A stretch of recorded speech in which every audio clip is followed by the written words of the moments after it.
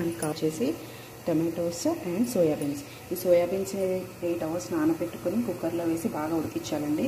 మనకి దీనికి అప్రాక్సిమేట్లీ ఒక 3 నుంచి 4 టమాటోస్ అండ్ 4 మిర్చి కావాలి. మనం ముందుగా స్టవ్ మీద ప్యాన్ పెట్టుకొని ఒక 2 స్పూన్స్ గీ వేసుకుందామండి. దీనికి గీ అయితే మంచి ఫ్లేవర్ వస్తుందండి.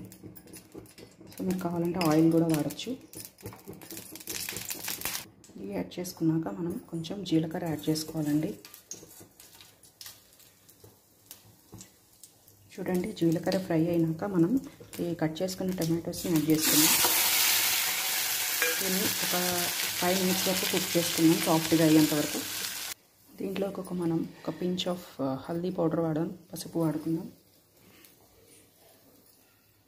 టమాటో సాఫ్ట్గా అయిపోయినాయండి. ఇప్పుడు మనం ముందుగా బాయిల్ చేసి ఉంచుకున్న సోయాబీన్స్ని యాడ్ చేద్దాం. దీంట్లో కొన్ని వాటర్ కూడా యాడ్ చేసుకోవాలండి. దీన్ని ఒకసారి కలపాలండి పైనుంచి. ఇప్పుడు దీంట్లో మనం కొన్ని స్పైసెస్ని యాడ్ చేసుకుందాం. ముందుగా తగినంత ఉప్పు,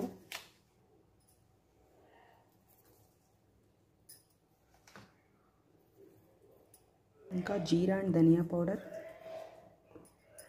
ఇంకా కొద్దిగా మిరియాల పౌడర్. ఇవన్నీ వేసాక ఒకసారి మీరు మళ్ళీ కలపాలండి.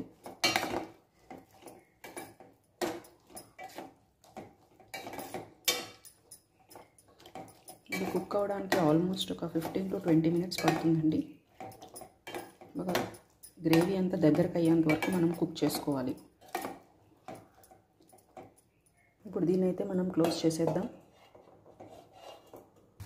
ఓకే అండి, ఇదైతే కుక్ అయిపోయింది. ఇప్పుడు మనం దీంట్లోకి ముందుగా ఉడకబెట్టి ఉంచుకున్న రైస్ని యాడ్ చేసుకుందాం. దీనికి నియర్లీ 100 grams ఆఫ్ రైస్ అయితే సరిపోతుందండి.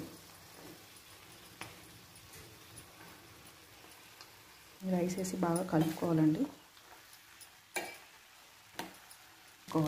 దీన్ని ఒక 5 minutes కుక్ చేసుకోవాలండి. మనం లిడ్తో క్లోజ్ చేద్దాం.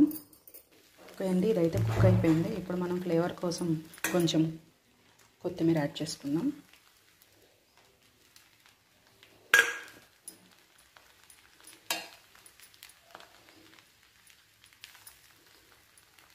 ఓకే అండి, ఇదైతే అయిపోయింది. మీరు లంచ్ బాక్సెస్లోకి, డిన్నర్లోకి చాలా బాగుంటుంది. మీరు కూడా ట్రై చేయండి తప్పనిసరిగా. చాలా టేస్టీ అండ్ హెల్తీ రెసిపీ అండి. Okay, thank you for watching.